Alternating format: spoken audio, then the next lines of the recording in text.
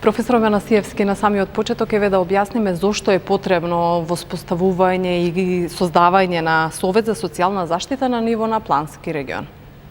Па затоа што едноставно Македонија сепак и е физички мала држава, меѓутоа сепак во однос на социјалните состојби, во однос на социјалните ризици, на потребите на развивање на социјални услуги постојат значајни разлики меѓу планските региони. Во некои региони староста на популацијата е најизразен социјален ризик и потребата за развивање на социјални услуги е кон таа група.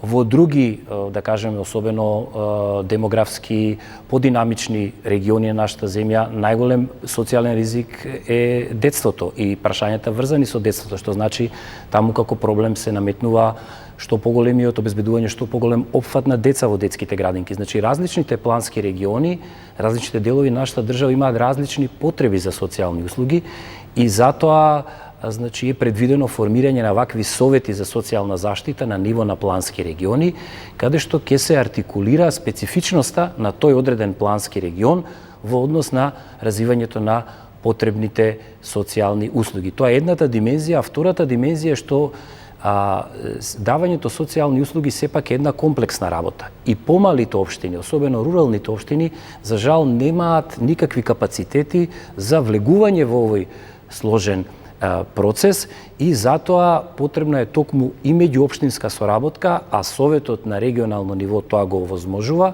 да заеднички се здружат и ресурсите и на тој начин помалите општини да имаат подеднаква или слична достапност на одредени социјални услуги како што имаат и поголемите урбани општини. Дали всушност со функционирањето на ова тело започнува и другата фаза од децентрализацијата на социјалните услуги, нешто што се уште не е завршено, за кое што општините и гласно говорат? Точно, токму ова е всушност фактички постепено спроведување на децентрализацијата во социјалната заштита.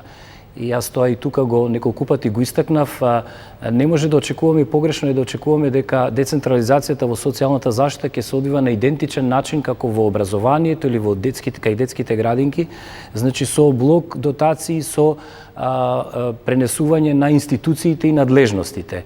Тука процесот е посложен и децентрализацијата ќе се одвива токму на овој начин со предавање на социјалните услуги. На тој начин центрите за социјална работа ќе се сконцентрираат претежно на давање на социјалните права, а општините заедно со невладиниот сектор и со приватниот сектор треба да ги развиваат социјалните услуги што ќе бидат идентификувани како потребни во одреден плански регион. При тоа многу важно е да се напомене дека средствата за овие активности ги обезбедува државата повторно од централно ниво.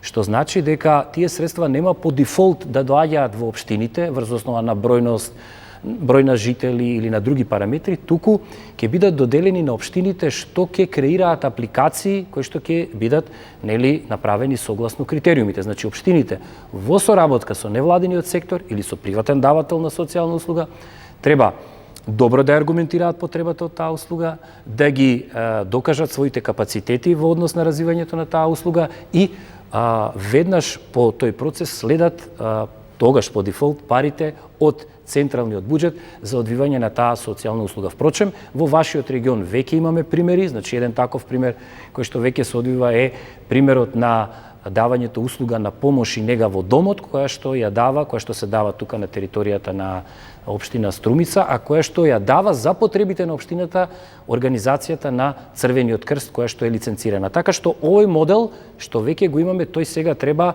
само да се реплицира и што повеќе да се прошири и на што поголем број на различни социјални услуги. Така што децентрализацијата така ќе се одвива. Значи, што повеќе апликации подготвуваат општините, што имаме подинамичен невладин сектор кој што е спремен да влезе во тој процес, тоа повеќе пари ќе влече општината од централниот буџет и ќе станува се покапацитетна во давањето на социјални услуги.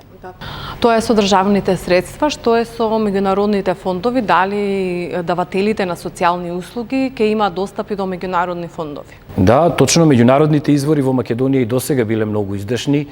Проценките, да кажеме, за изминатиот 10-годишен период говорат дека колку што давала државата за социјалната заштита, негде помеѓу 30 и 40% од тие средства, да кажеме, од вкупните средства за социјална заштита ги обезбедувале меѓународните извори. Преку се разбира различните донаторски програми и проекти. Впрочем, јас сум како консултант независен ангажиран од една таква програма, од програмата на Швајцарската агенција за соработка и развој, која што со години инвестира во регионалниот развој, во социјалната инклузија. Меѓутоа, покрај Швајцарската агенција за развој и соработка, тука е UNDP, тука е Европската унија со многу издашни фондови, тука е USAID, тука е норвешката организација насочена кон меѓународна помош, шведската и така натаму. Значи, има многу меѓународни извори кои што работат исто така по солидни критериуми, кои што бараат нели исполнување на тие потребни стандарди, и затоа е многу важно ние во овој процес да тргнеме со охрабрување и со помагање на невладиниот сектор. Значи, тој се повеќе да се специализира, да ги добива сертификатите што му се потребни и да ги врши овие социјални услуги. Значи, погрешно е ние да очекуваме дека сега во општините треба да создаваме некои нови сектори обемни што ќе ја вршат таа работа. Не, за потребите на општините, ангажирани од општините, тие работи ќе ги врши приватниот сектор и невладиниот сектор.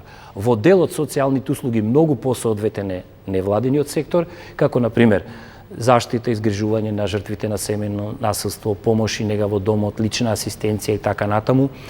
За други услуги, како што е, например, згрижување на старите лица, домовите за стари лица, многу посоодветен, повитален, подинамичен е приватниот сектор.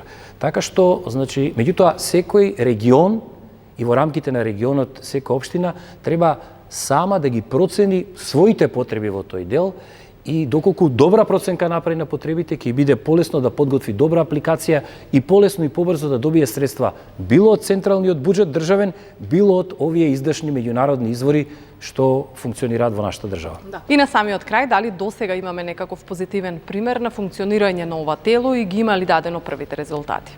Веќе, значи, ние веќе се воспостави со помош повторно на Швајцарската агенција за развој и соработка Совет за социјална заштита во североисточниот плански регион. Тој е најсиромашниот регион во нашата држава и затоа токму таму се определи донаторот од таму да почне процесот.